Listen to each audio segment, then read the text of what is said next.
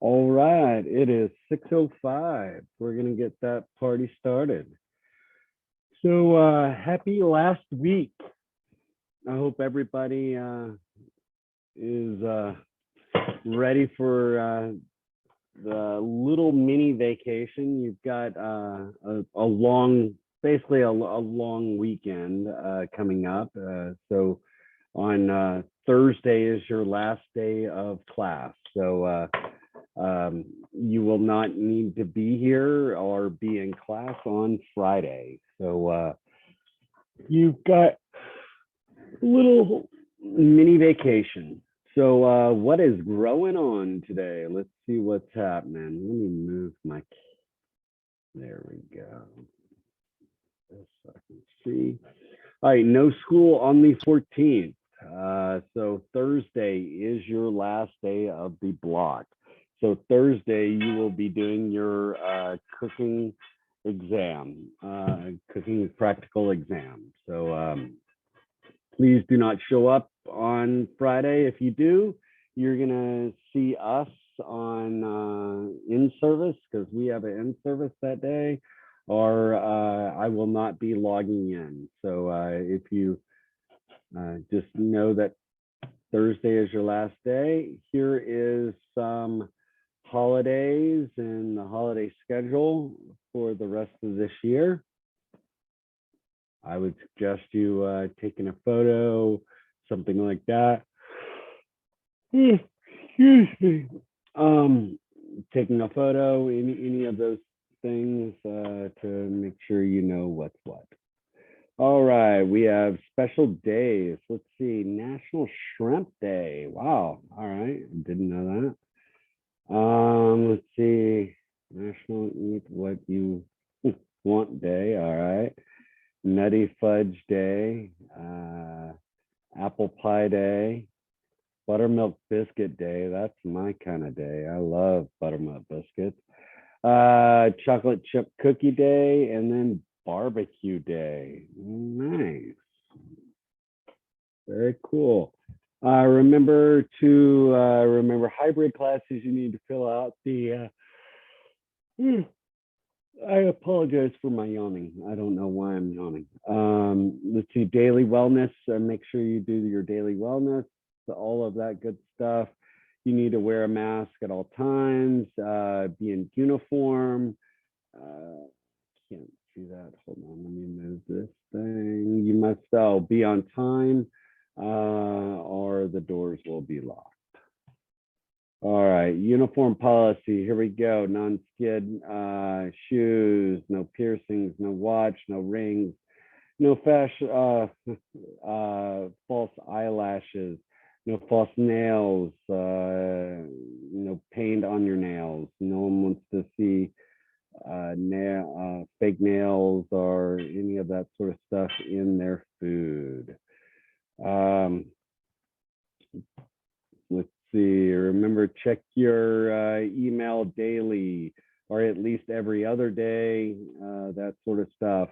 Zendesk, if you have any problems with your school email, this is a great, these people will help you out. There are portal issues, any of that sort of stuff, passwords, reset, all of that, Zendesk.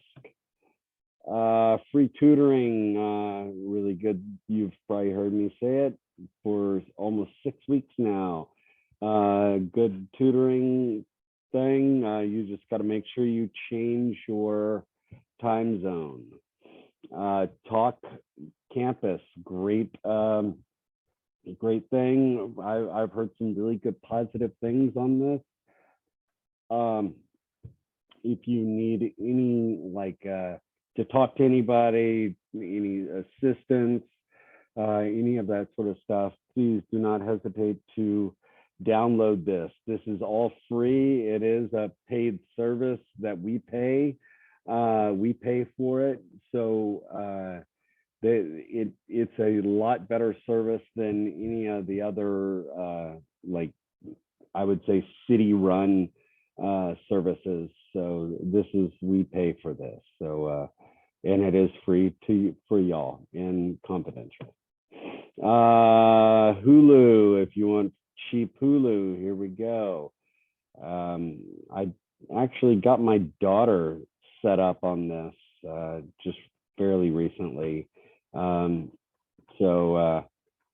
feel free to do it. It works really well. I'm gonna copy this link right here and put it in the chat. This is for you to, if you need to change your address, any of that sort of stuff. Hold on, let me get it. All right, that is the change of address or phone number. These services, I don't know how much longer some of these services are going to be lasting. I really don't know, but you have utility assistance, COVID testing, flu shots, go to CVS, Walgreens, any of that sort of stuff. Rent, or rent or mortgage assistance, food assistance, and mental health assistance. I would say use the Talk Campus if you're looking for mental health assistance. I would use the Talk Campus instead of this. But again, if this is all you have, again, use it. If you need any assistance on financial aid, any account information, Mary Reardon, this lady right here, I'm gonna put her email address or her contact information. Why isn't it?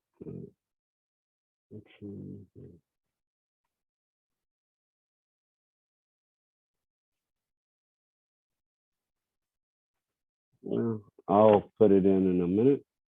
I can't copy and paste, but I will do that in a few minutes. Protect yourself, CDC. I think they said now 3 feet apart instead of 6, but again, do what you have to do. Sanitize all of that, get a COVID vaccine, add another protection of layer of protection. City, let's see, what is this? Public Health Department. Oh, need a COVID vaccine. There we go. You can call 311. They can help you out as well. Oops. There we go. Pre-register for a vaccine. There we have it. I think half a cup of bleach is a little excessive. I would do it just a skosh less, but there you have it. And Derek, I will try to get her information. There we have it. And I will put that in the chat. She is the lady that can help you out with any extern, any jobs, anything like that. She is the lady that will help you out. Let's see, we've got featured employer, Chef Aaron Franklin, Tyson Cole are now hiring line cooks, prep cooks, and dishwashers. All right, Aaron Franklin, he's the Franklin's Barbecue. Tyson Cole, he is the guy that does Uchiko. So those individuals, there we go. So there we have it. Swedish Hill Bakery is looking for people. Chicken Salad Shop is looking for people. Quote of the week. Let me move this so I can see it. Be strong, not rude. Be kind, but not weak. Be humble, but not. Oh, that's a good one. I like that. The Black Eyed Peas can sing us a tune, but the chicken, chicken peas, that's funny. All right. What do we think? What activity is considered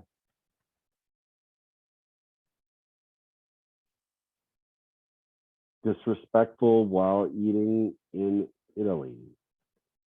What activity is considered disrespectful while eating in Italy? Walking, driving, chewing with your mouth open, salt the food, tasting, cook. Anybody? Chat line. You got a 3, chewing with your mouth open. That's kind of what I was thinking, but it's probably some other random one. Tasting as you cook. All right. Boom, boom. Walking. Interesting. Walking while eating is considered a... There you have it. All right. So happy Monday. Happy Monday. So I hope everything went well on Friday. Sorry I was not here, but I did move my daughter. She is back home now from college. So thank y'all so much for allowing me to do that during class time. So this is the last week. A couple of things I want to point out to you. Let me exit this out. There we go. Let me get on the portal real quick.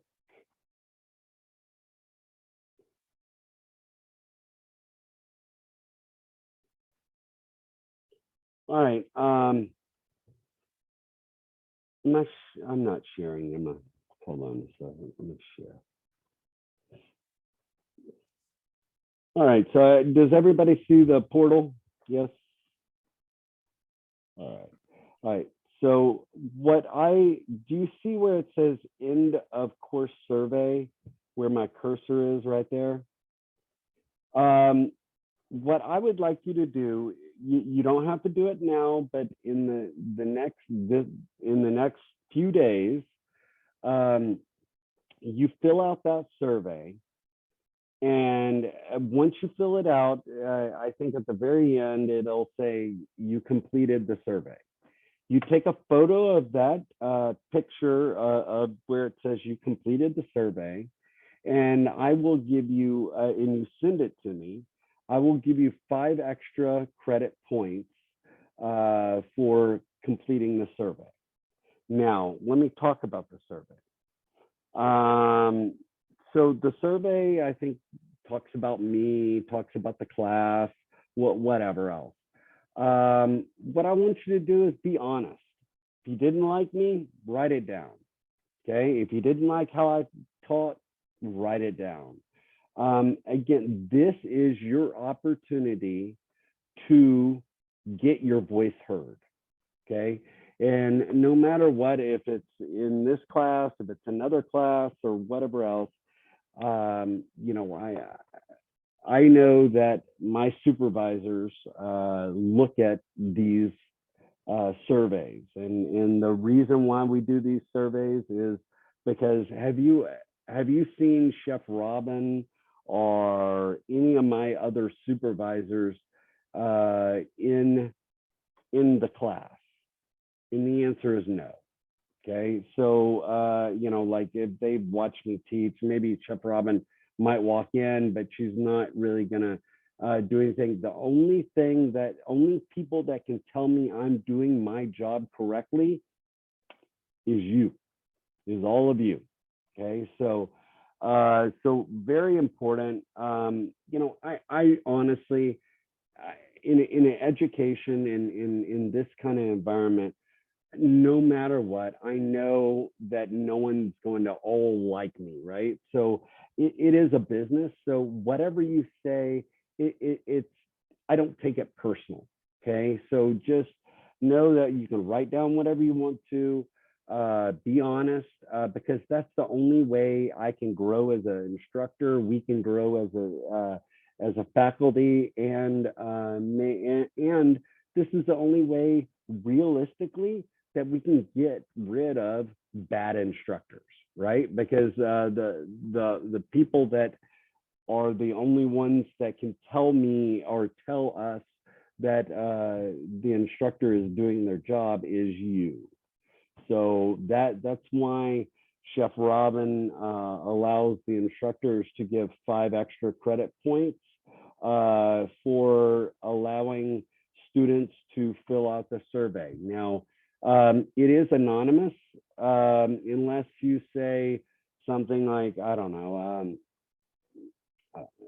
if you say something that, oh, well, you know, that makes me know that it's you, but realistically, I really don't care. It's a business, right? You have an opinion, you need to voice your opinion, and I don't get my panties all up in a bunch over it. So, but I do like to make sure that, you know, I as an instructor, I never want to do something wrong intentionally. So, you just filling it out, I think is very important, because plus you paid the money, right? You paid money for a service, and I want to make sure that you get what you need and what you wanted out of it. So please fill out the survey.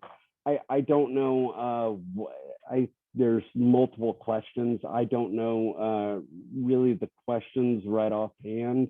I do know that, you know, at the end of the block, I'll get like a summary of kind of an average summary and all of that sort of stuff. And I know that, you know, if there's something negative, I've got to, you know, I mean, just for your knowledge, you know, if there's anything negative, I've got to write up a little thing of what I can do to fix that thing. So it is more of a constructive thing instead of destructive. So I think it's always important for you to voice your opinion. So I'm going to stop getting on my my little soapbox, but please feel free to do it. I don't require it. You know, I'm not going to force you to do it, but you do get 5 extra credit points if you send me a little the little picture of it says, you know, survey complete or what have you. I will take care of that. But that is for the survey. The other things I need you to make sure of, these check your knowledges. See, check your knowledge number 5. There's every week, even week 6, has a check your knowledge. So weeks 1 through 6. I haven't looked at the check your knowledges in a while, but the last time I looked at them, there were still people missing some of the check your knowledges. So I would suggest that you've got a few days, go through all your check your knowledges and make sure that they are complete. If you don't do it, you know, those dashes at the end of the block turn into zeros, and those zeros change your grade. Those dashes do not. So if you think your grade is great right now and you haven't done any of your check your knowledges, at the end of the block, I turn those into zeros and it lowers your grade. Okay, so make sure you watch out on that, because it could, if you're teetering on the edge of passing, it could easily you know, make you fail. Okay, so just kind of watch that. Hold on 1 second. Any questions so far? Yes. I was checking my knowledge text this morning and they're closed. Is there a way to have them opened up? Closed? Okay. Hold on. Are all of them closed? I only checked as far as week 3 and they were all closed. Okay. I will on our next break or on our break, I'll open it. I'll look at it and try to open them all up for you. Thank you so much for letting me know. Okay, thank you, Chef. Yeah, of course. Let me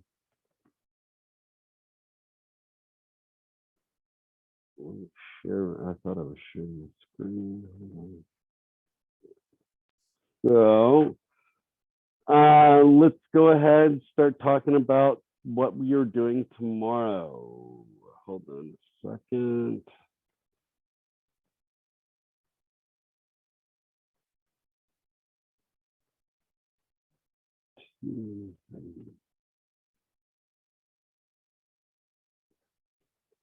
Chef, I have a question. Yes. So I may not have a ride home on Thursday. I'm currently looking for a ride home. So if I'm not able to find one, is there any way I can do the practical online? Yeah, you would just have to get your product. Okay. Um, Who's talking? I've got everything minimized, so I can't see who's talking. that's Chloe. Okay. Yeah. Um, we can get you to. Yes, you can do it online. You would just have to make sure you get the food the day before. Okay. I'll let you know. I should be able to get it figured out though. Heard that. No problem. Thank you. Yeah. Uh-huh. All right. So let me see here. All right. So we're going to be in Japan tomorrow. We're going to be doing tempura shrimp, or I'm sorry, tempura shrimp. Sorry, tempura vegetables. And let me show you what tempura vegetables look like.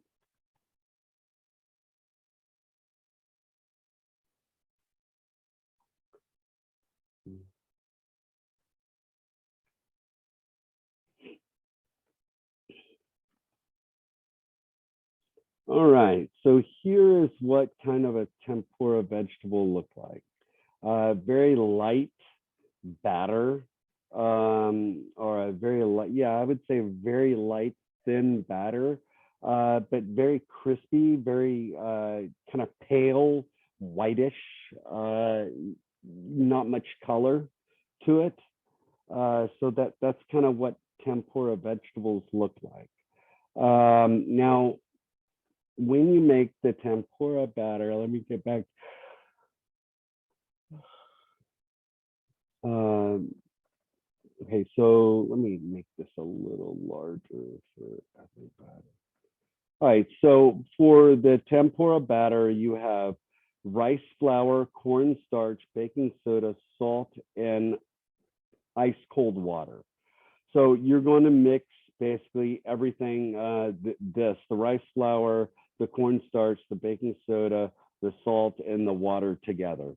You're going to mix it up. Now, the good thing about this is you're not going to create any gluten, because the gluten, there is no gluten in rice flour, right? So you're not, it's not as big of a deal on when you mix it up. You don't have to let it sit and rest as you know, like that long, or that even that much, just because of there is no gluten in rice flour. So where because if you're making a batter, just like a, I don't know, a regular flour batter or a pancakes or any of that sort of stuff, you want to not stir it that much, because that's going to create gluten, and that gluten is going to make whatever that product is very tough and chewy. So what this is not that big of a deal. It's just flour, cornstarch, baking soda, salt, and water. And you want cold water. The reason why is because you're using cornstarch. because if you use hot water when you're doing it with cornstarch, it kind of gums it all up, if that makes any sense. So you're going to mix it up. And if you've ever dealt with, and most of you have dealt with cornstarch before, you know, once you mix up a batter or mix up something with cornstarch, then you let it sit for a little while. The cornstarch is pretty heavy and it settles down to the very bottom of the bowl.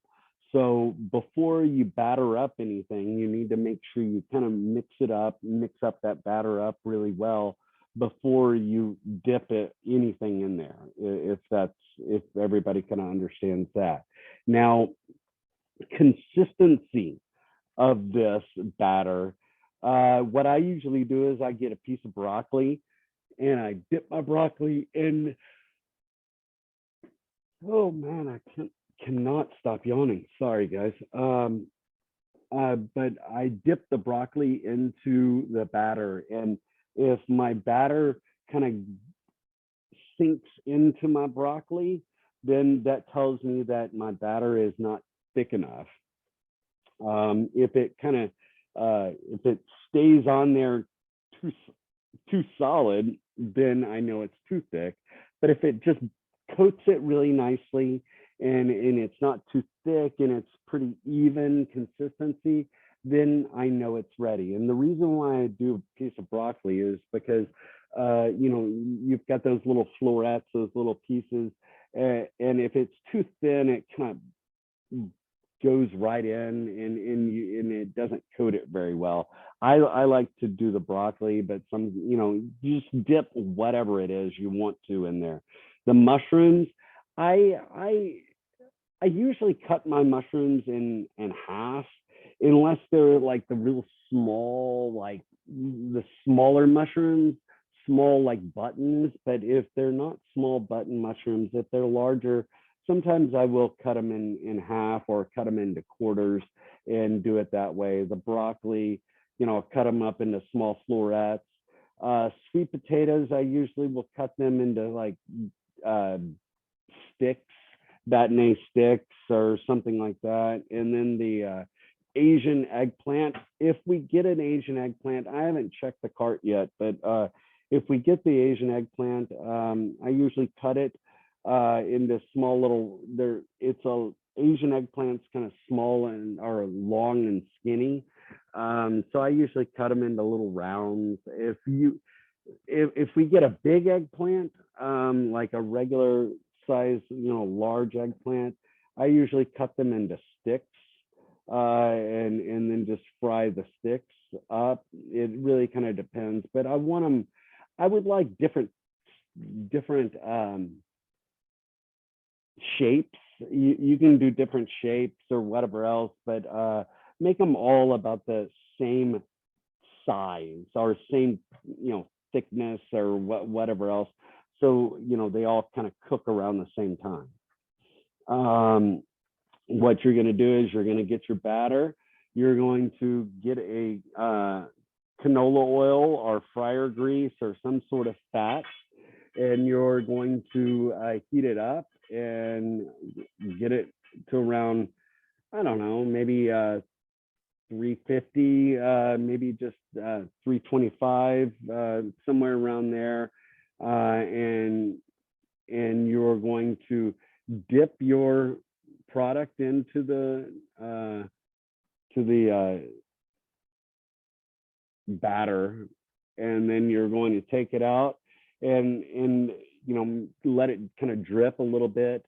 And if you are doing this at the school or doing it at home with a basket, if you have like a Fry Daddy or one of those fryer baskets or whatever else, you want to make sure the basket is put in the fryer first. Then you put the tempura in there. If you put the tempura batter into the basket before you put it into the fryer, that tempura batter is going to stick to that fryer basket, right? and then you're gonna try to scrape it off, and it's gonna rip. The tempura batter is just gonna rip and fall right off, and it's not going to be really good. So just try to make sure you have that basket down in there, or if you're not using a basket, that's fine, but just make sure you keep it down before you drop any of your product in. Any questions about the tempura? All right, with the tempura, hold on a second. We have a Asian dipping sauce. Let's look at this. Our soy dipping sauce. You have soy. You have mirin. Mirin is kind of a rice wine, kind of a sweet rice wine. And it's then you've got rice vinegar, dashi. Excuse me, and I'll talk about what dashi is in just a second. You've got scallions and sesame oil to taste. So let me show you what dashi is.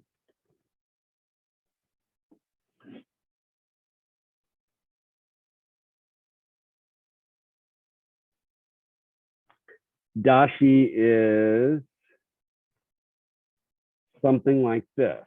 Okay, it looks like wood shavings if you've ever seen it, but dashi is a comes from Bamito.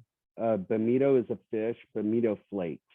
So this is basically dried fish flakes. Okay, and that's what you got there. Hold on a second. Where's that recipe?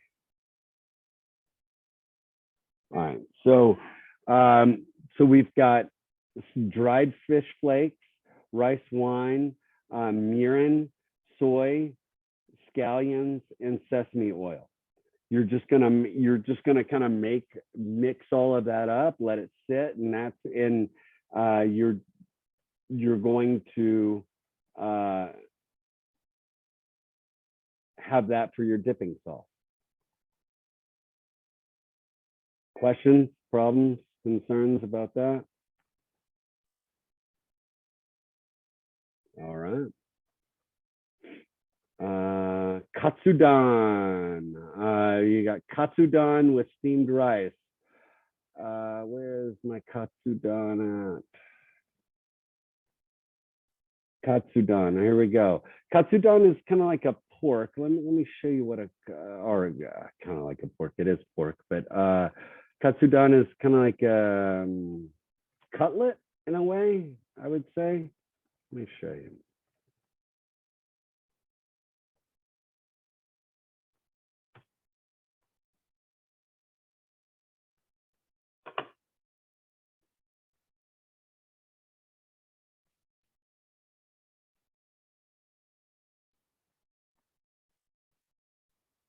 There we go. It's like a piece of fried pork. Sometimes with a lot of times done with panko breadcrumbs. It's almost like a schnitzel. If you've ever made a schnitzel before, it's I would say as close to schnitzel as a. I think it's almost as close to schnitzel, but it's basically pork breaded. Schnitzel is usually done with fresh breadcrumbs, and katsudon is done with usually panko breadcrumbs. So those are kind of the difference. But we have, where's my katsudon at? Hold on, here we go. Katsudon. All right, so we have pork. Let me make this a little larger for y'all. You have pork loin, eggs, panko, AP flour, and yellow onions. Okay, so for the pork, for the breading of the pork, it is basically a very easy thing. You get your piece of pork, You are going to season with salt and pepper. Then you have a breading station, 3-part breading station. You have, AP flour, seasoned AP flour. You have egg, an egg wash mixture with water in it, so where it's not too snotty like. And then you have the panko breadcrumbs at the end. So what I would do is I would get my flour, I would get my piece of pork. I would season with salt and pepper. Then I would put it in the flour, spank it off just like so. Then put it in my egg mixture, egg water mixture, or some people like to use egg and milk, whatever, some egg and liquid to thin it down.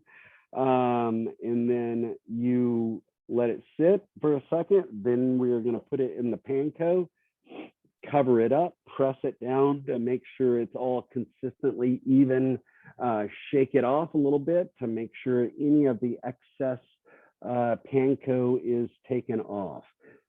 Then you are going to, this one, you are going to like basically pan or saute it. You're going to get some small amount of fat. You don't want to deep fry it, but you want to saute. So somewhere, you don't want it covering the product. So somewhere between halfway up the side or a little bit under or so, but you're going to get some, it could be canola oil, it could be a clarified butter, it could be a combination of the two. A lot of times it's usually canola oil. Sometimes I will put in just a little dribble of sesame oil in there to give it a little flavor. And I'll just cook the pork in that. You want to get it nice and golden brown and sexy golden brown, but you need to make sure that piece of pork is cooked all the way, cooked through. So you don't want a raw piece of pork, but pretty straightforward, pretty easy. Once it's done, you're going to take it out. You're going to put it on a paper towel to soak up any excess fat, and then you'll plate it up after that. The yellow onion, where the yellow onion comes in, you're going to caramelize it. You're going to julienne that yellow onion, and you're going to caramelize it a little bit. You're going to kind of brown it just a skosh. So that might be done ahead of time. So small amount of you got the onion, then I would get a small amount of fat in a saute pan and start kind of cooking it down. And as it starts to cook down, you're going to start to get some caramelization. And as it's kind of caramelizing, I will then add just a touch of water into the pan to kind of loosen up some of that caramelization on the pan, so where the onions don't burn, but they get a nice color to it. So you want to have a kind of caramelized or browned onions with the katsudan.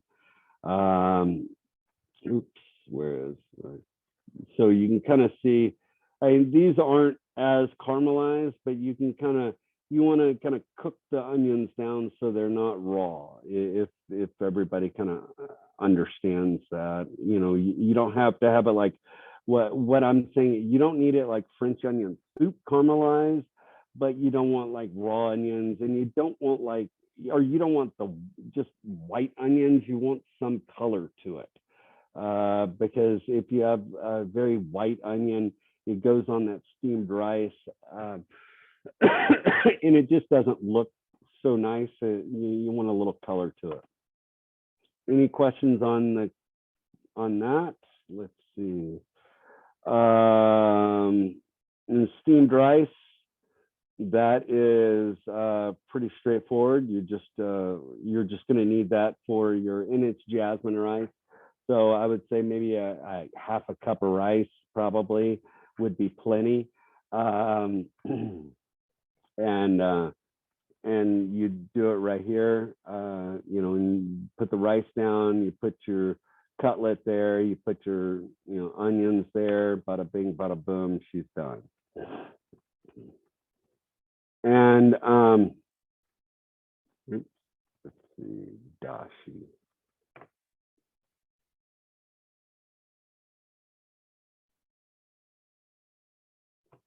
Like dashi, to make dashi, and dashi is kind of a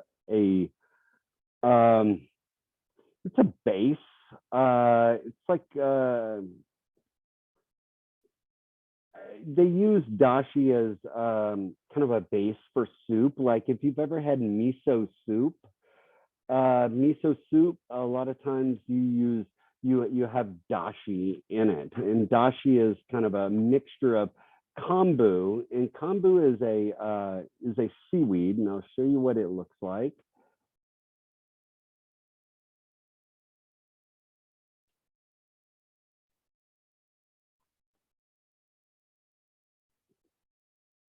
So if you see these photos right here, kombu is a dried seaweed. And that's kind of what it looks like. So y'all will get again, haven't looked at the cart yet, but when I do, last block, I just gave you a little chunk of kombu, and you basically, you will hydrate that, and you kind of you heat it all up with everything else. But that is basically a dried piece of seaweed. And you can kind of see what it looks like whenever it's, in the water. But that is kind of, but it looks really dark like this, and it'll lighten up when you hydrate it. But we're just trying to get the flavor from the seaweed. We don't really want the seaweed, if that makes any sense. So let me find that recipe real quick. Dashi. Okay, so you've got kombu, dashi, or I'm sorry, kombu, bonito flakes, and water. So basically, I heat up, I'll get some water. I will get a piece of the kombu. I'll get a pinch of the bonito flakes in there, and you kind of let that come up to a simmer, turn it off, and you just let it sit and steep.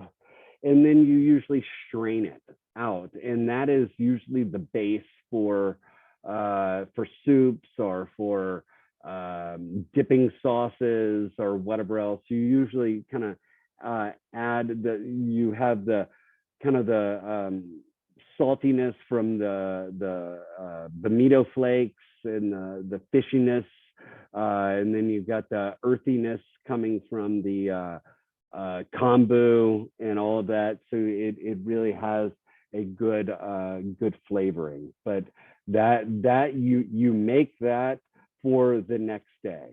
Okay. So you make the dashi for the next day. Questions, problems, concerns? We good? Yeah, all good, Chef. All right, so let's take a 10-minute break. We'll come back, let's say straight up 7 o'clock. Sound good? Sounds good. Cool. See you at 7.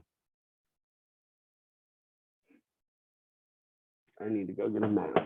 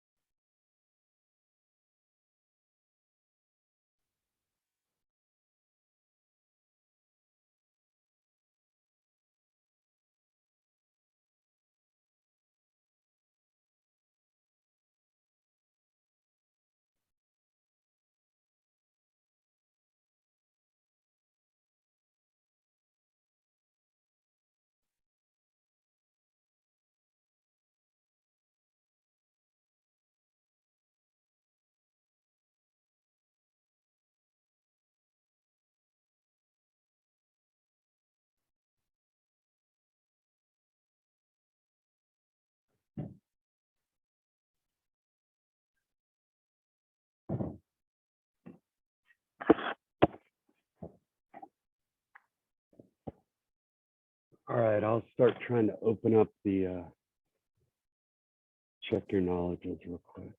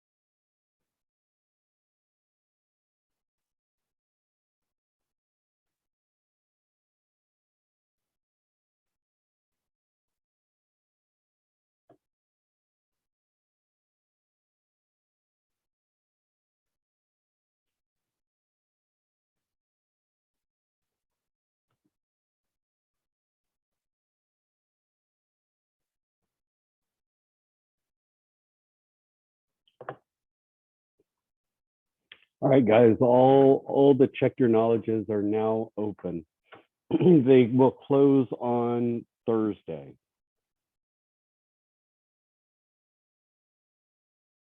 Heard, Chef. Thank you. Mhm. I think Thursday evening they'll close.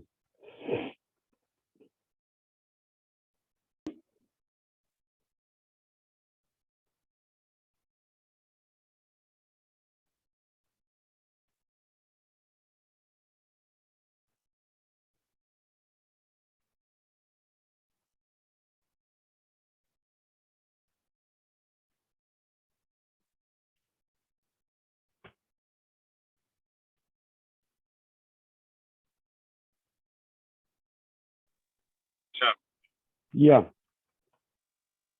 do you know when we're going to be getting our upcoming schedule for the next block? Oh, you know what? It should be there. Let me show you.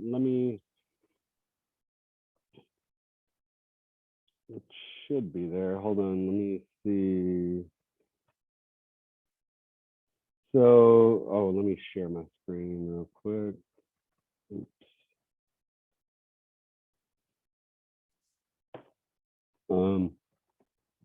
So it might look a little different, but if you go to the main screen like this, and you click on this little spot right here, there's a little drop down. And if you look under where it might say preview, mine says preview, but a lot of the students say it might say like coming up or the next class or something. If you, because I'm not teaching a class next block. I'm going to be in the storeroom, so I don't have a class popping up. But if I did have a class, it would be under the preview, because it doesn't allow you to see it, or it doesn't put it on the main screen until you until that following the first day of class. Do you but if it's not on there, let me know. If y'all don't know, or if it doesn't show, let me know, and I can try to get you figure out what class you're going to be in. It looks like yours does. Thank you, Chuck. Let me double check it right now. Okay, no worries. It looks like yours did. It just says. There was nothing in there. Yeah. Okay. Let me. On our next break, I will go ask another instructor that's teaching a class next block. So I'll see if theirs is coming up, or if they have even students in their class yet. Maybe that they're still putting students in classes right now. I really don't know, but I will try to find out for you. Chef, I just checked mine, and it doesn't give me the option to see. Like, I see where it says, I think on mine it says future classes. Yeah, future but classes. There's nothing there. Yeah, but there's nothing there though. Okay, all right, then give me this afternoon, and I will let you know, or I can. Are you okay with me letting you know tomorrow? Because I'm probably not going to be able to find out until I walk across the street, and usually administration doesn't get here until after my class is over. That's fine with me. Thank you, Chef. All right, cool. Yeah, I'll get you tomorrow.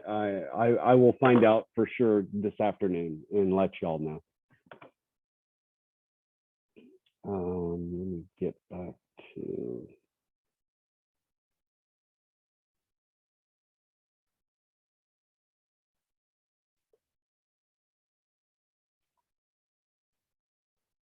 Okay, so am I sharing my screen right now? I think I am. So we've got for, what is today? Monday, that would be Tuesday. This is Wednesday. So Wednesday, we have red curry chicken, we have steamed rice, and we have pad thai. Okay. So in I don't know if you saw, but red curry chicken is a final cooking practical dish. So we'll kind of go over that in just a second. And you got steamed rice and pad thai. So let me show you what red curry chicken looks like.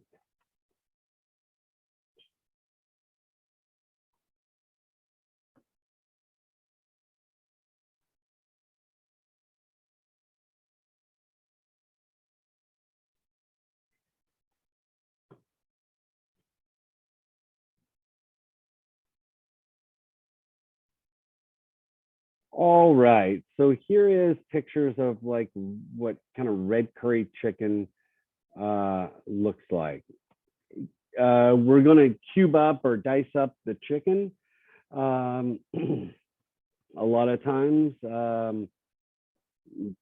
but there is so it's kind of a soup slash stew. I would say kind of a soupy, stewy kind of a kind of liquid. So that's kind of what it should look like. I should say it shouldn't be as thin as soup, but it shouldn't be as thick as stew either. So somewhere in between those two, if you can kind of try to find that happy medium between a soup texture, consistency, and a stew consistency. So somewhere in between. All right. So that is what it is. You're not having to make the red curry puree or red curry paste. We are going to be providing you with the red curry paste. All right. So let me make this a skosh larger for y'all and for me. I say it's for you, but mostly it's for me, making it larger. Okay, we have chicken, curry, red curry paste. You have coconut milk. You have carrots. You have bamboo shoots, yellow onions, broccoli, Thai eggplant, and I'll show you what a Thai eggplant looks like in just a second. You have a bell pepper, and it could be in typically it's red, but you know I've used yellow, I've used green, you know, but it's typically red. But again, you can use any sort of bell pepper. You have squash, you have Thai basil, you have fish sauce, and you have cilantro. So let me show you what a Thai eggplant looks like, first of all, if we get it. I don't know if we do or not. All right. But if we get a Thai eggplant, it looks like something like this, a little ball looking shape. But that is what a Thai eggplant looks like. And this is what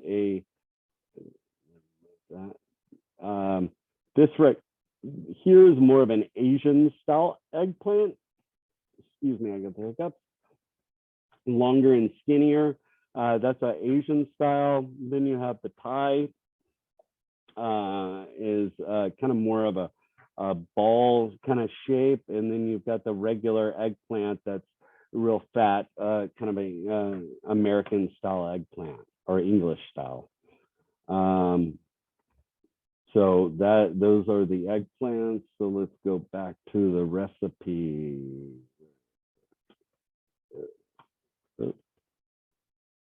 There. All right. So you've got all of this. So what I usually do is I will get my chicken. I usually have a pot. This is going to be in a sauce pot or a kind of a soup pot, something a little larger, or a braising pan, something with a little taller sides, not a saute pan, not a, something just with a little taller sides. So I usually get a small amount of fat in the pan, and I heat it up, and then I get my chicken. I cut my chicken up into cubes, and I will get my pan really hot. I'll season my chicken up with salt and pepper, and I will hit it and brown it. I like to kind of brown or kind of sear the meat off, because this is kind of a braise, right? You're going to cook it all together. So you kind of brown it. Then I take my chicken out. Then I'm going to put in my, I'll put in my onions, and then I'll put in my bell peppers and cook that a little bit. I'll put in my yellow squash is probably the last thing I do. But I'll put in my bamboo shoots. I'll put in my julienne carrots, or I usually julienne the carrots or dice them or something like that. But something very nice, consistent, nice shapes. And then I'll have all of that. I'll put my chicken in there. Then I put in my red curry paste in there as well. Then I will add a little bit of coconut milk. And guys and girls, please, when you get your coconut milk from us, when you get it from our box or from the box, make sure you do not leave that coconut milk in the fridge. I'm going to take ours out because what happens, it solidifies, right? It gets hard and it'll solidify. And then you put it into a pot, and sometimes when you melt it or when it starts to melt, the fat, the coconut milk and the coconut fat separate, and it sometimes gives you a real greasy curry. So please just be very careful on that. I would just leave your coconut milk sitting outside, plus, or just in the room temp, not in the fridge. But unless it's opened, and if it's open, you got to put it in the fridge. But so leave the unopened can out in there. But the other thing is watch the amount of fat that you have, because, and I'm gonna just make this, I was hoping I could make that larger. There we go. All right, so you can see kind of this is the red curry. What happens is when you cook your vegetables a little bit, a lot of times if you have too much fat, it looks like very, very a lot of grease, like an oil slick or whatever else. So minimize and don't do as much fat as you need. If you have too much fat, take it out. Everybody good on that? So just kind of watch out on that, the amount of fat that you add. And coconut milk, it reduces down. So, and this coconut milk also helps kind of cut the spice from the red curry, because the red curry has a little bit of a spice to it, right? So this will also help with the with it, so where it's not going to be so spicy. So any questions on this? You just kind of cook your vegetables, you put everything in there, you kind of cook it all down, and that's pretty much it. You season it, adjust it. The curry is already, the red curry paste is already made, so you're not really having to make that curry paste. You're just trying to get that balance of the vegetables, the flavor, all of that good stuff. And remember, a lot of your vegetables are not seasoned, right? You don't have, you need to make sure you season these vegetables up. You got things that are going to need a lot of seasoning, right? You got the eggplant. You've got, some things that will need need some salt. So taste it, adjust it, but that is pretty much it. Any questions on the red curry? And that is getting steamed rice. So you're going to need to steam rice with that as well. And what I suggest also, because this is this on Wednesday, right? This is Wednesday, Thailand. Day 28, yeah, day 29 is our last day, right? So you also, my suggestion on this day as well, all of you, write this down. All of you need to make a cup, an extra, I would say, a cup of rice on this day, because you need to make, because you're going to do fried rice the following day for your final practical, right? So you need extra rice made and put away so where you can have it for the next day. Does that make sense? So however much rice you need to make about a half cup more. So if you're going to do a cup and a half, or if you're going to do, you just need some for your fried rice for the following day. Everybody follow that? Yes, chef. All Heard right, it. cool. Yes, chef. Cool. And the steamed rice, I don't need to go over, but just make sure you get that steamed rice done, and make sure you save some of it for your final practical. All right. And then you've got pad thai. I don't know if I'm much, let me get pad thai recipe or a picture. Pad thai is probably one of my favorite dishes. I like pad thai.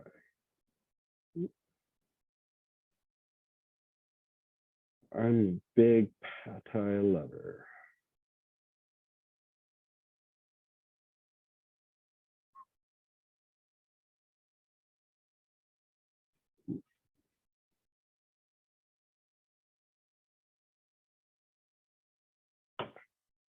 All right, so it's a noodle dish.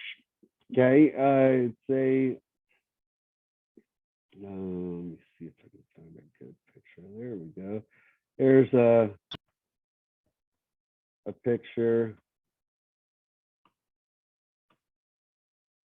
Okay, so it's a noodle dish. It sometimes has shrimp, sometimes has pork. You tofu. You name it. You can put just about anything in there. But it typically, and I want to point this out, that lime or lemon or usually has a lime, and it's got a kind of a limey flavor to it. So kind of a vinegar and lime kind of a flavor. That's kind of what the pad thai kind of has. So that's kind of what it looks like. So let's go to the recipe. All right, so you've got, let me make this larger for me. All right, you got pad thai noodles. You have Chinese scallions or just scallions in general. You want to separate the white part of the scallion.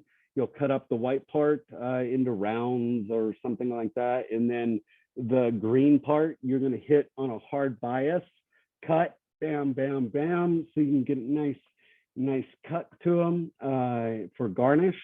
You have bean sprouts. If those bean sprouts, just make sure you rinse them if we get them. Again, I don't know if we have them or not. Bean sprouts tend to go bad pretty fast. So just make sure that you rinse them off before you use them. And you've got then egg. You have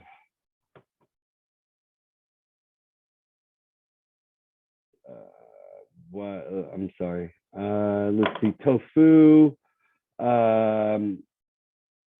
vinegar, sugar. If you don't have palm sugar, you can use white sugar or even a little Scotia brown sugar. I typically like to use, for this one, I like to use white sugar because I don't want to discolor it as much, but palm sugar has a darkness.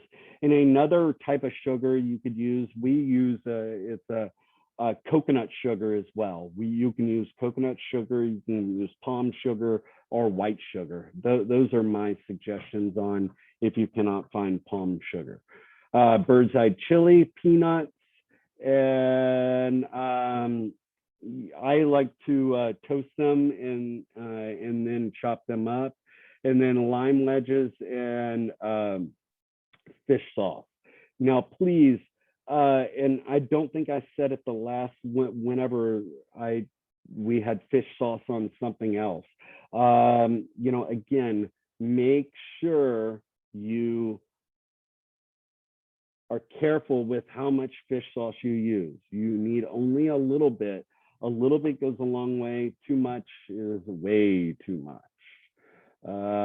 So, you know, the noodles, you need to cook your noodles ahead of time. You can cook your noodles in salted boiling water until they're done. And then I usually toss it with a skosh of canola oil and a little bit of sesame oil. I usually put a drop to a sesame oil in with my canola oil, and I mix that up with the noodles after it's cooked. Okay, let's see. Then you are going to, the eggs are scrambled, you know, and you can kind of see, let me see if I can find. Oh, there is one right there. Okay, you can kind of see that egg right here, kind of a larger curd. Oops.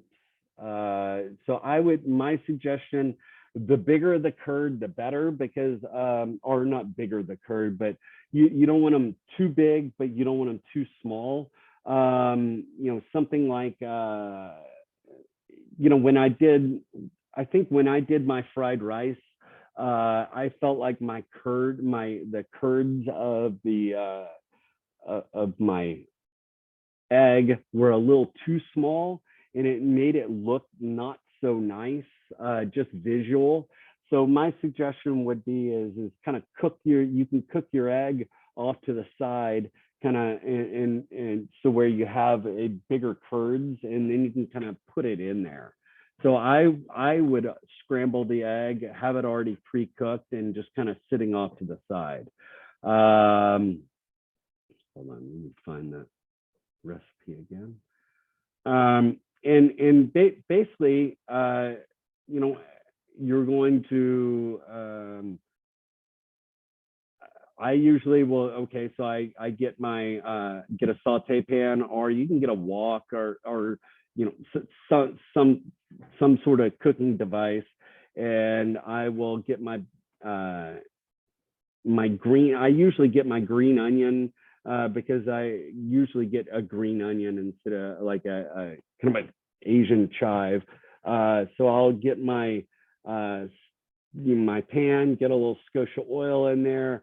I'll throw in my green onion, the white part of the green onion, toss, put in my sprouts, put in my tofu, you know, kind of put in everything, toss everything together, put in my noodles, and then kind of mix up everything, and adjust it with lemon, and you've got your vinegar, and I've got my vinegar and palm sugar that I mix together into a container.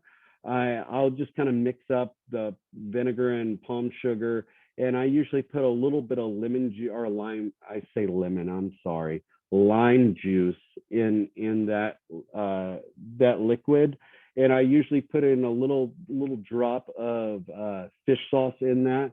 So I kind of mix it all up. I've got this, and then I'll once I kind of have everything tossed together, then I'll slowly pour in some of that vinegar, sugar, lime / 1 drop or so of fish sauce, and then kind of toss it around and taste it, and then adjust the seasoning. Again, what you're wanting, you don't want too strong in vinegar, you don't want too strong in this. You want that, again, happy balance. Think about a balance scale. Think about the flavors and try to balance those flavors out.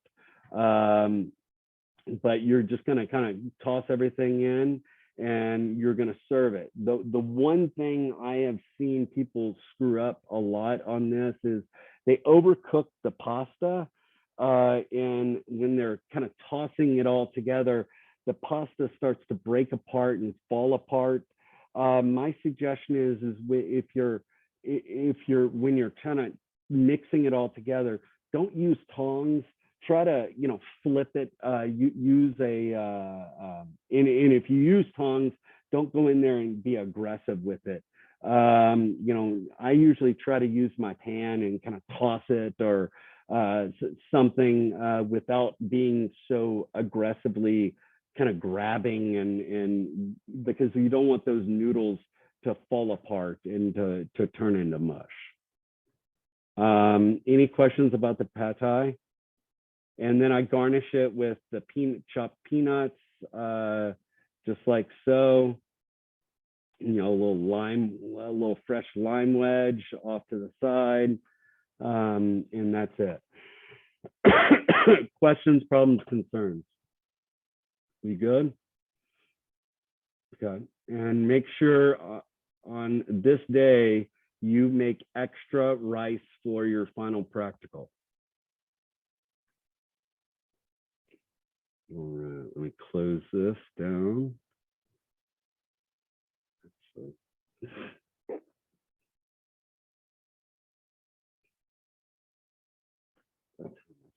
All right, let's take let's say it's 7:30 right now. It's 5 minutes till 7:30, but let's come back at or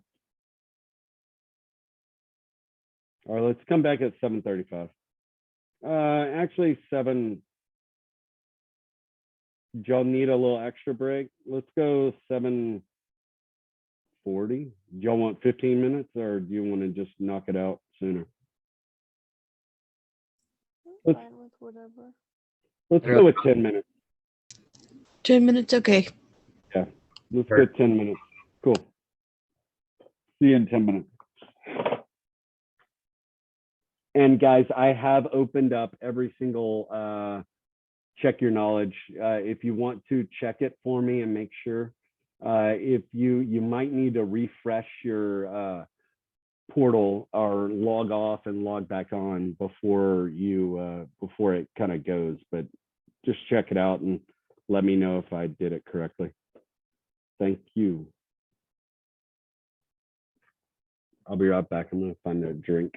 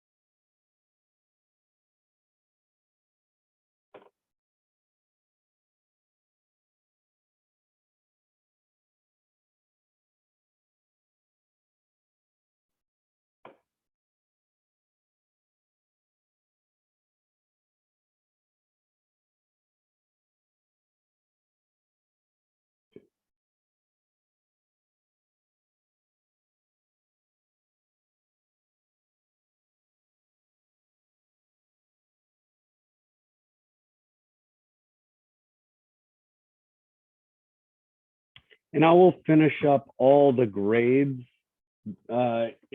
probably today or this afternoon. Any missing grades that I got, I think I've got a few days that I have not done yet.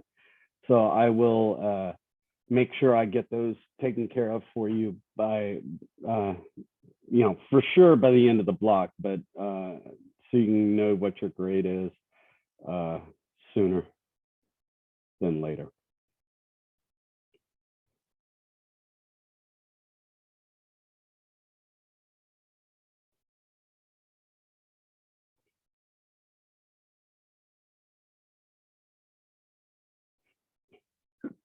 Excuse me.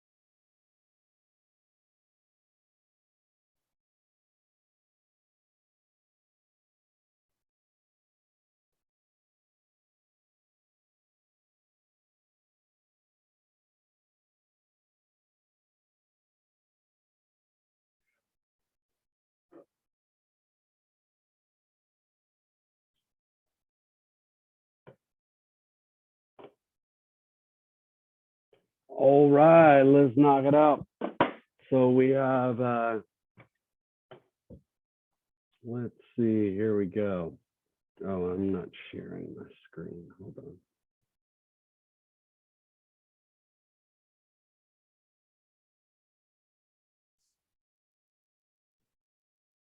All right, so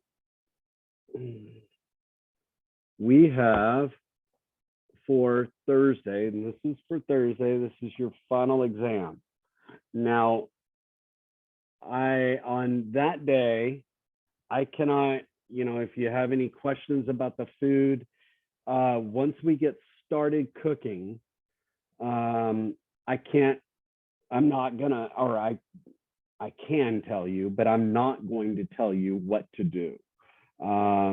Just because of this is your final exam, this is your final cooking, thing. This is your last little, you know, last thing to do in the class, and it is something that you should kind of have kind of followed along and know how to do it. And I have posted, except for Friday's video, I will post today because I didn't have my computer until today.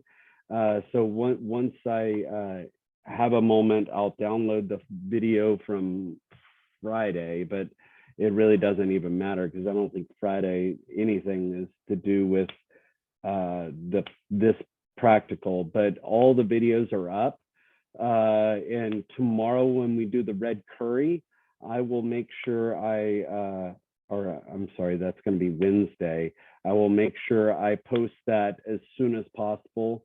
But my suggestion for all of these dishes, maybe watch the video on watching me cook the food, and then also I would suggest you watching YouTube videos on people cooking or making spring rolls or making red curry or making fried rice, so you kind of have an idea.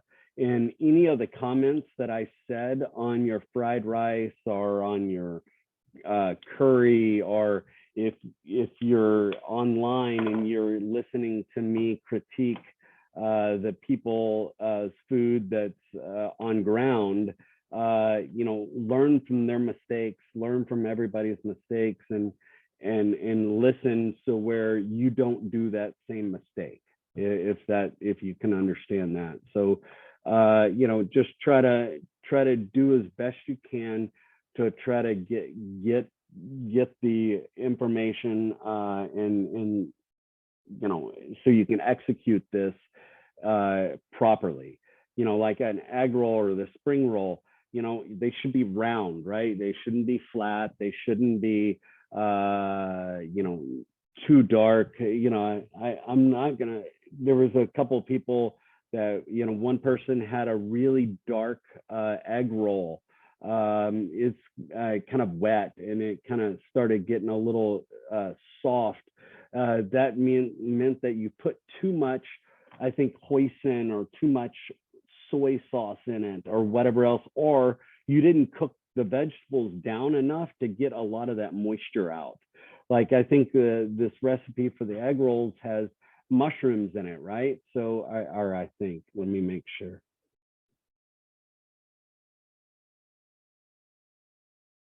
Does it have mushrooms in it?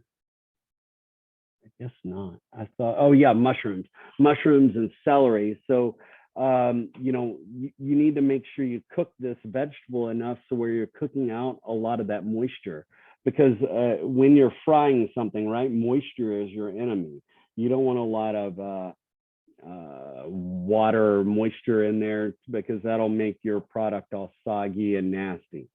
So with all of those things, kind of thinking about it, should be round, should be solid, or it shouldn't be oozy or all of that. So, and you should, I am looking for nice knife cuts, like on this. So I want your onions, your carrots, your celery, your mushrooms. You know, I want it to look nice because you're gonna make it, and then you're gonna cut one in half so I can see the inside of the egg roll. You're gonna be making 2 egg rolls.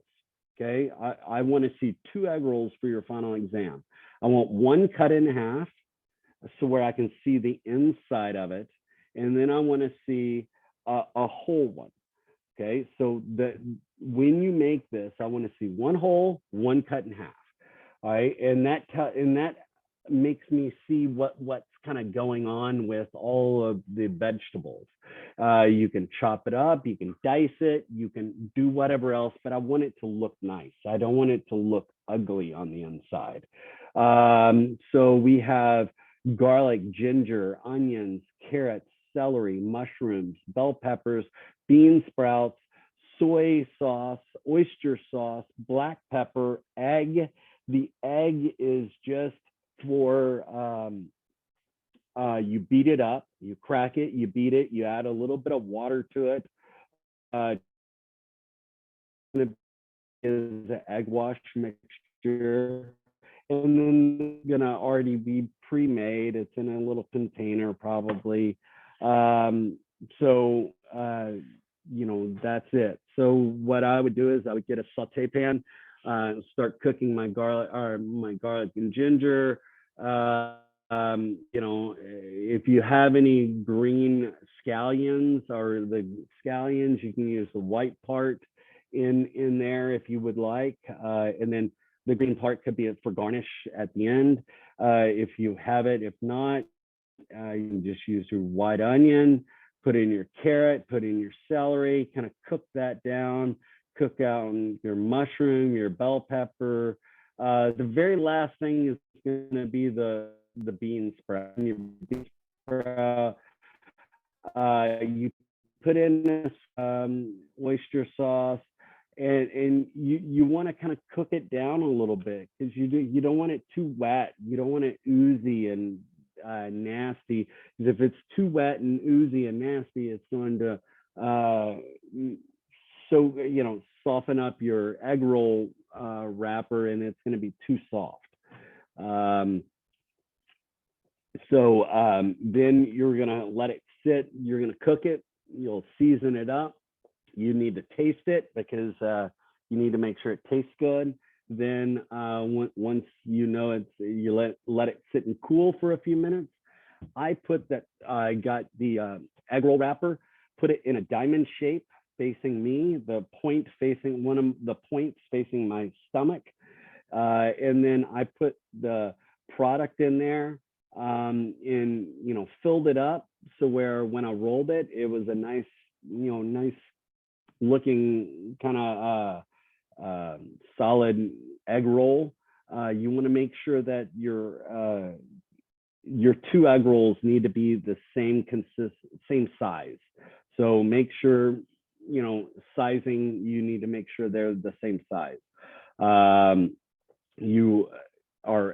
put my product there. I put my egg around the edges. I fold it once.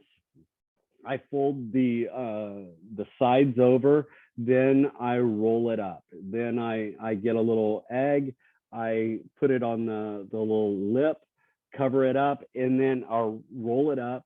And then what I usually do is I will immediately, after I get them all done, I will go put them in the freezer.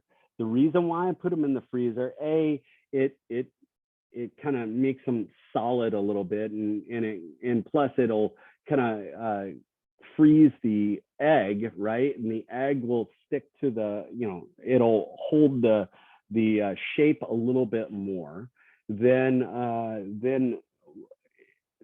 when I'm ready for it, I just take it out of the freezer, and it's for the amount of time that it's in there, it's not going to completely freeze, but it'll kind of make it more firm, so where it's not going to if you do have to like pan fry it or something like that, if you're at home, where it's firm enough so where it doesn't flatten out, so where you have a flat bottom or whatever else. You want to cook it until it's nice and golden brown, crispy and golden brown on all the sides, or and then I usually take it out, let it sit and drip dry for a second or two to get all of that grease that are stuck in there. And then I plate it up. When you plate it up, you need to plate up one whole one and cut one in half on the bias, so it's kind of angled, and you can prop up the angled one so where I can see the inside of it. And anybody that's doing it from home needs to take lots of photos. The more photos, the better probably grade you're going to get, just because I will have more opportunity to see what you produced. So the more photos, the better it is for your final exam. So you can bombard me with as many photos as possible, just so where I can know exactly what everything looks like. If I have to guess, on this day, if I'm guessing, and if it's kind of a blurry picture, or if it's a not so nice picture, I'm not. This is your final exam, so you need to, make sure that you take the proper pictures and you do the proper thing, because I'm not going to give you any leeway.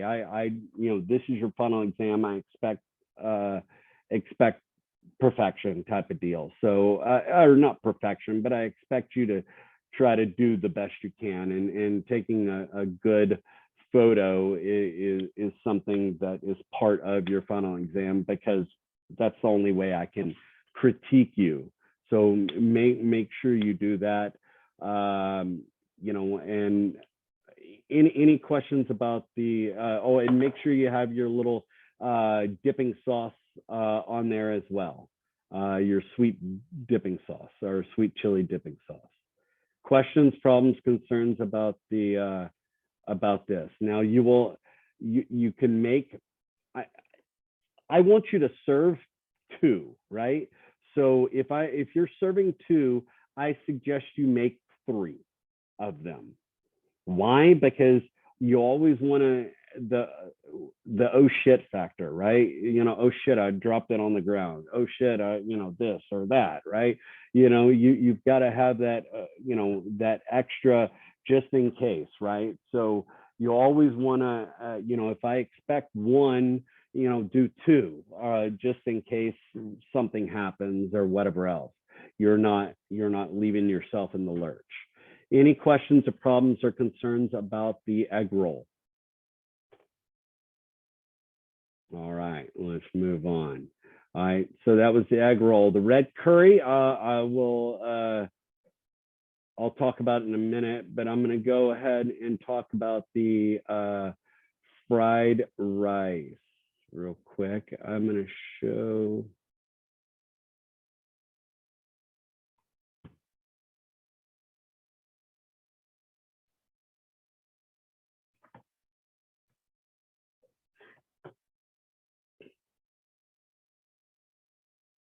All right, so here's pictures of the fried rice right here, right?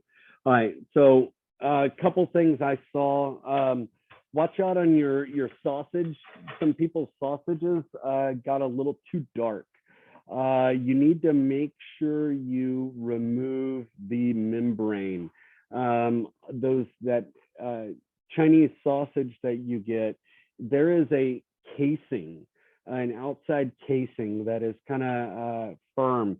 You need to make sure you remove that outside casing of that, because that casing could burn, and that could give some bitterness.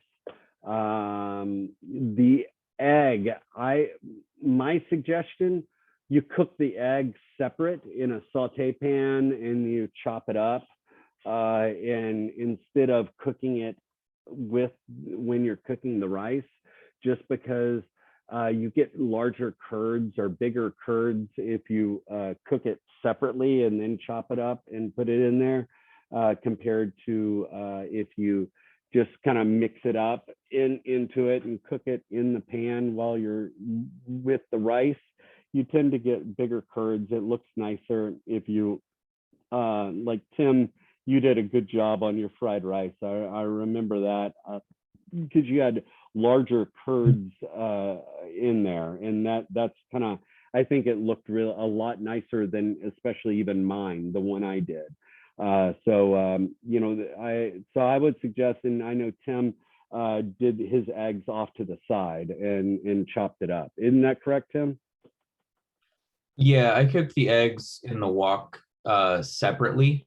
Yeah. And then I added everything back in on top of them and just broke them up.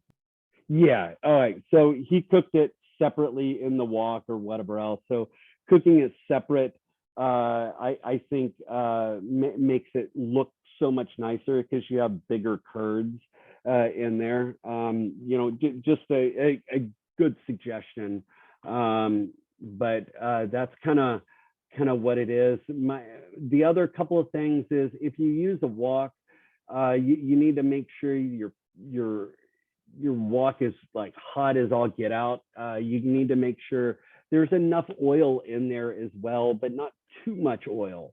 You don't want it too greasy, but if there's not enough oil in the wok, you tend to, the rice could burn, or your vegetables could burn, or whatever else. So you need to really manage that a little bit. So let's go to the recipe. Okay, so you got shrimp. Do I have any people that think I have one person that's allergic to shrimp in here? If you are, please just omit the shrimp. But if you do not, if you're not allergic to shrimp, I would peel it, devein it, and I would split it right down lengthwise, so where you have basically two halves. And then when that cooks, they kind of curl up a little bit, and it's easier to eat than a whole shrimp. Or, if you want to leave a whole shrimp in there, that's totally fine by me. It's just a little easier to eat if you peel it and cut it in half. Plus, again, I like to make things 100% edible, and you would remove the tail, but some people like to, and I think like maybe even some of these had the tail on, some of them had the tail off. So to each their own, but I prefer to take the tail off. But that's my opinion, but I'm not going to count off if you leave the tail on. This pork you're not going to use this pork. So it's shrimp and the sausage. You got egg, you have rice, you have peas, you have carrots, onions, garlic, soy, salt, and pepper. So I would, you need all of this cut up. All this stuff needs to be mise en place ahead of time before you cook it. But once you get that, you're gonna season your wok. Make sure your wok is clean. Make sure your wok is oiled. Get a little bit of oil in there. You're gonna get I usually will cook my carrots and onion, or I'm sorry, I will put in my shrimp. I'll cook my shrimp, take my shrimp out. Then I'll cook my pork. I cook my pork in the wok, then I take it out. Then once I get that done, then I can put in my, excuse me. Then I will put in my vegetables, kind of cook my vegetables. Then I usually take my vegetables out. Then I will start cooking my rice. Get my rice cooking, and it kind of starts to pop a little bit. Most important thing I could suggest to you is when you put your rice in your wok or in your pan, saute pan, in your griddle, wherever you put your rice, do not touch it for a couple of minutes. Let it sit there, because if you immediately you put it down, that starch is going to stick to the bottom of of whatever it is, that starch from that rice. So it's going to stick, and then immediately if you move it, right, you're going to rip that starch, so that starch is stuck to the bottom of the pan, and then you rip that rice right off. It's going to start to turn that rice into it's going to start to make it fall apart and not look so nice. And it'll turn into, like, if you've ever had rice pudding, it kind of looks like rice pudding, where it's kind of all chunky and not so nice. So you want to let it sit there and kind of get caramelized. You are, kind of brown. It should brown a little bit. You want a little bit of browning to it, and that's totally fine. If use something like a spatula or something to just kind of move it around, or a chan, if you have a chan, and that's something like a scoop or a scraper to do it. But you just kind of want to toss, toss, toss. And then I put everything back into the carrots. I put everything back in. Then I'll kind of chop up my egg, put that in there, and then I will pour in a little soy sauce and just kind of toss it up, and a little bit of black pepper, and that's all she wrote. Any questions on this? You know, my suggestion, I've seen people overcook their shrimp, not peel their shrimp, not devein their shrimp. Those are the things that have gotten points taken off. Their egg is too broken up, so where it looks like kind of like egg drop soup, it's very kind of messy and ugly because of the egg. I count off points for burnt vegetables. If your onions are burnt, watch out for your garlic. You know, I see a lot of people putting the garlic in too early, and then the garlic kind of burns and gets bitter, and then burnt and bitter garlic just doesn't have a good flavor in your fried rice. Another thing I saw before is too much grease, too much oil. You know, because if you put too much oil, or you think you don't have enough oil, or you don't have enough more oil, and then you want to pour some more oil into the wok, but you pour cold oil into the wok when there's you know, rice or product in there, but usually that cold oil will just soak up, and it doesn't work very well, so it just tends to be more greasy. So when you put oil into it, when you have product in there, you've got to be very careful. I would pour, especially if on a wok, you pour on the edges of the metal. You don't pour it directly onto the rice itself. You want to garnish this.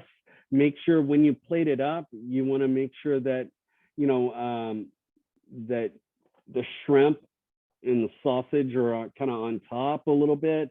You want a nice finely or maybe hard bias, real nice looking green scallions or green onions. Garnish it really nicely. Make it look nice. Again, this is your last thing that I get to see of you, of your food, before you leave this class. So I you know, do the best you can, and make it look nice, make it look sexy, make it look the part, make sure it looks like fried rice. Because if it doesn't look like fried rice, then I go, oh, what the hell is it, right? So make sure it looks good. Questions, problems, concerns about this fried rice? All right, and the last thing, we'll talk about the red curry again, just to clarify.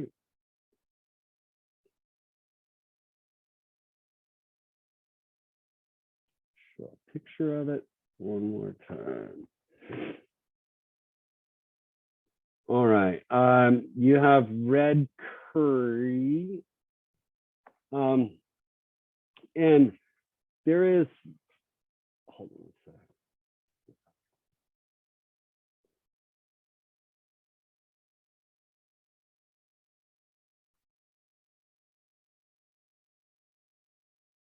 All right, so the red curry paste that we are going to be using, or that we give you, or that we're going to give you a container, a little small container of, is this red curry paste right here. We don't buy it from Amazon. I just kind of pulled it up, but this is the red curry paste that we're going to be using. So it comes, I don't know if it even thought I would have pictures.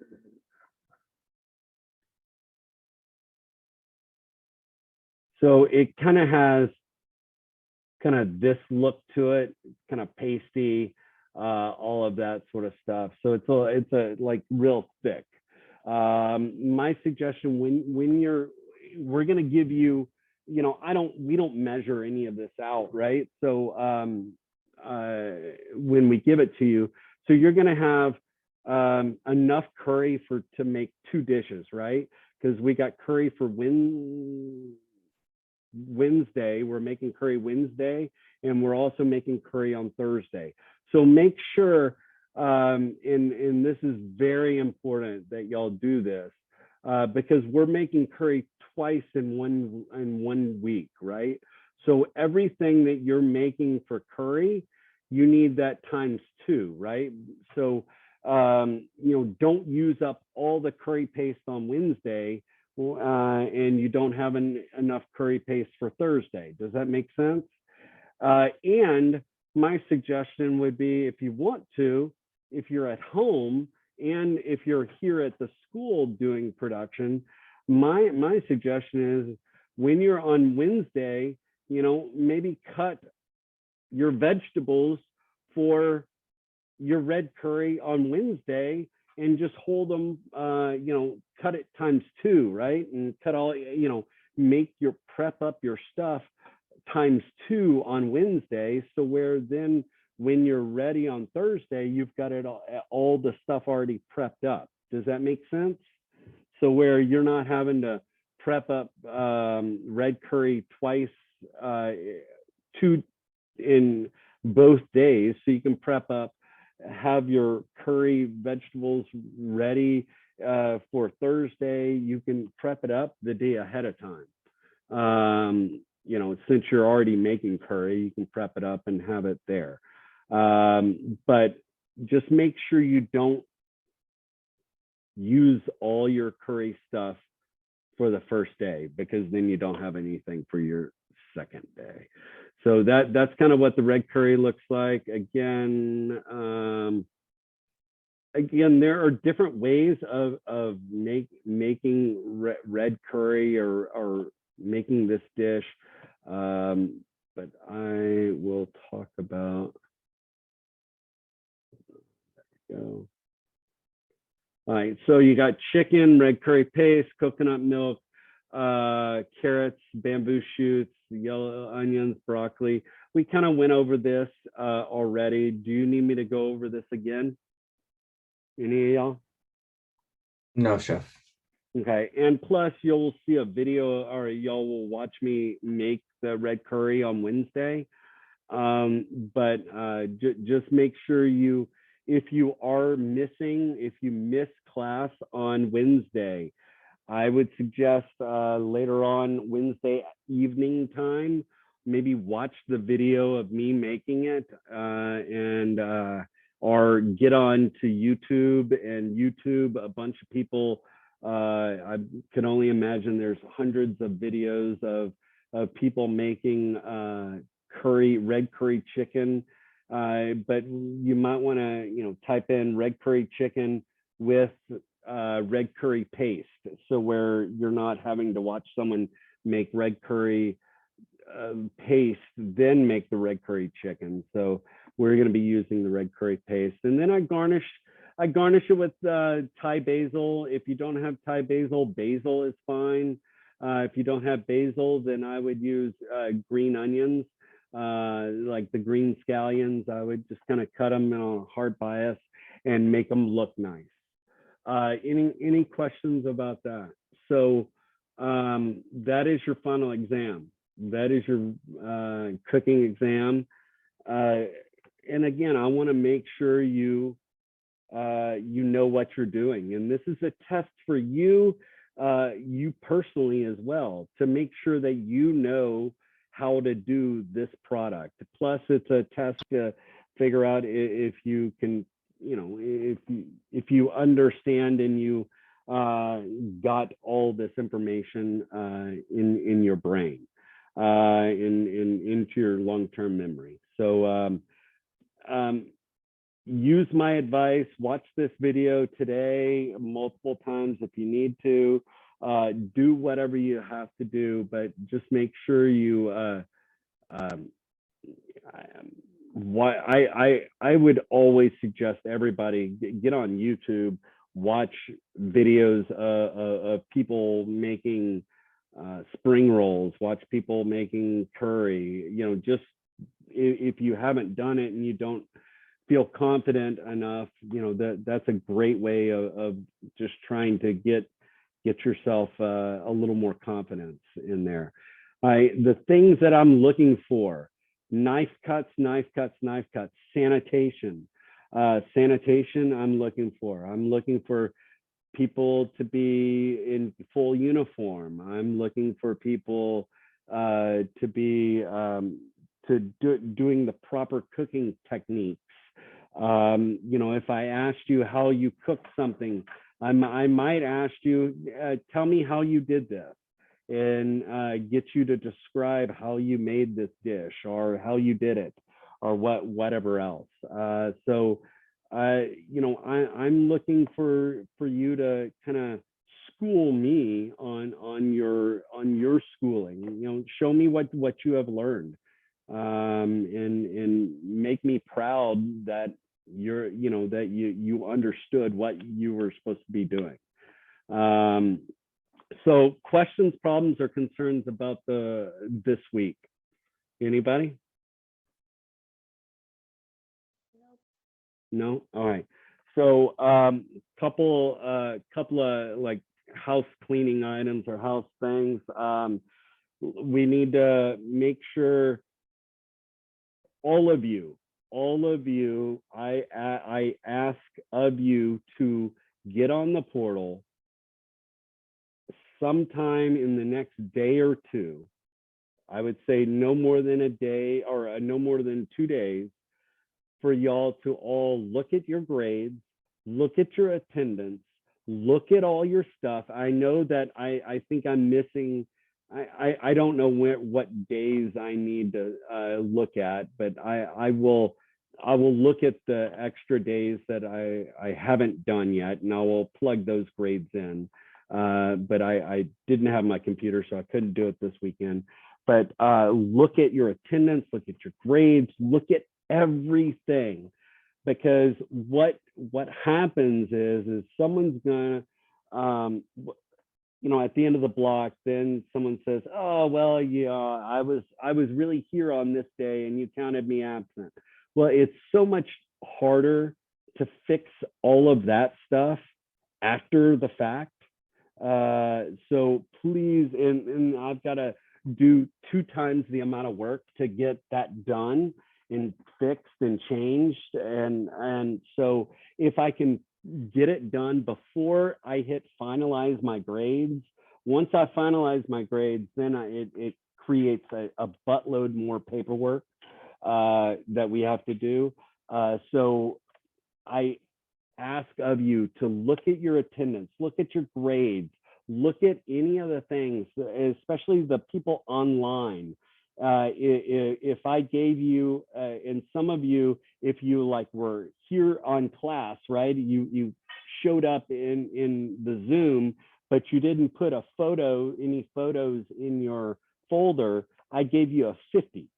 So you got 50 because you showed up and you were partially here, but you didn't get the other 50 points that you should have gotten for your pictures and all of that sort of your production. So if you have put in your pictures already and you still have a 50 showing on your grades for your daily grade or whatever else, man, text me, call me, email me, do something. Don't assume that I'm going to see it, because I mean we've got 29 days and I haven't gone back into some of those days that when I gave you a 50 or gave you a 0 because you were absent or whatever else. And if you were absent and you got a 0, if you at least watch the video, and there's only a few days that I have screwed up and did not get a video or hit record or whatever else. But any of those days that I do have a video, if you were absent, man, watch it, email me and say, hey, chef, I was absent this day. I watched the video. I'll give you at least a 50 for watching the video, and I will give you attendance. So you can get, you could potentially have 0 days out if you watch the videos. I can give you attendance credit for watching the video, and I can give you half a grade for watching the video. I can't give you a full grade because you didn't do the production, but I can give you at least something. Something is better than a big old fat goose egg, right? Anything is better than a 0, right?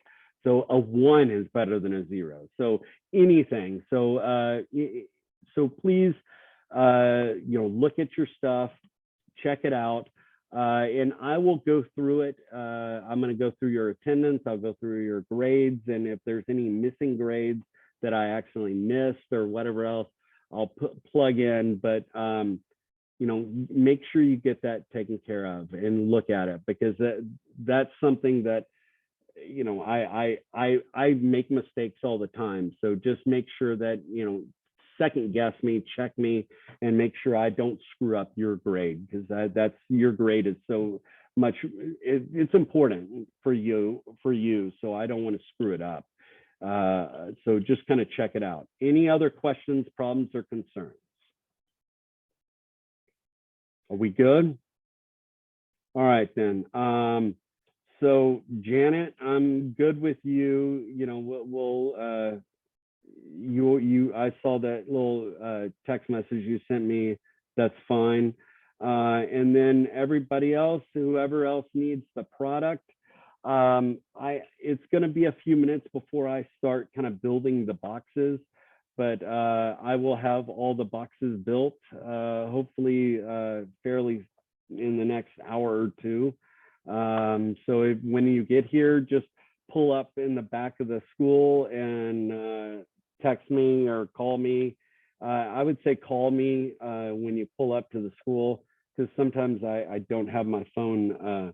I can't feel the text vibrate, so I would much rather you call me. But other than that, I guess I will see my on-ground people tomorrow in person, and I will see my online people tomorrow online. If you have any questions, problems, or concerns, please text me, call me, email me, do something. Please make sure you do the survey. If you want 5 extra credit points, you do that little end of the course survey. It is confidential, until I can't tell who it is even after the final grades are posted. But I do not see any of these comments or any of the things until I post all the grades, until you're not really in my class any longer. Anyway, so you don't feel like I'm gonna, do anything or, vindictive, and, I'm never gonna do that. It's a business, right? So, it is what it is. But other than that, I have nothing else to say to you. Y'all have a wonderful day. Be safe. It's supposed to be rainy and nasty, I think, all week. So turn around, don't drown, be safe, and be careful. Deuces. I'll see you tomorrow or this afternoon, one of the two. Bye, guys. Thank you, Chef. Thank you, guys. Y'all have a great day. And I'll post this video in probably about an hour. Okay. All right. Bye, guys.